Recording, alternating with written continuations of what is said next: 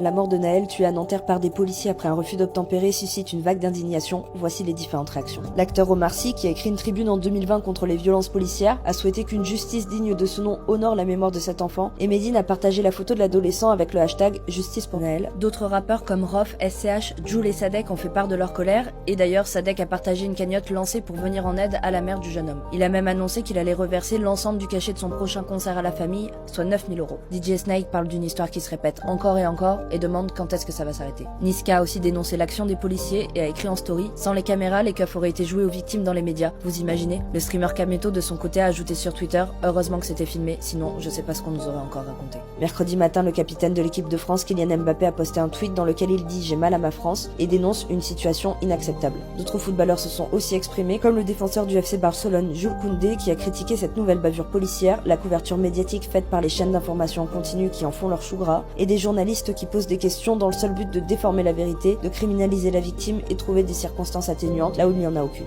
Mike Maignan a réagi au poste de son coéquipier en ajoutant que c'est toujours pour les mêmes qu'être en tort conduit à la mort. Une marche blanche sera organisée ce jeudi à Nanterre en hommage à Naël. Sa mère a appelé sur TikTok à une révolte pour son fils.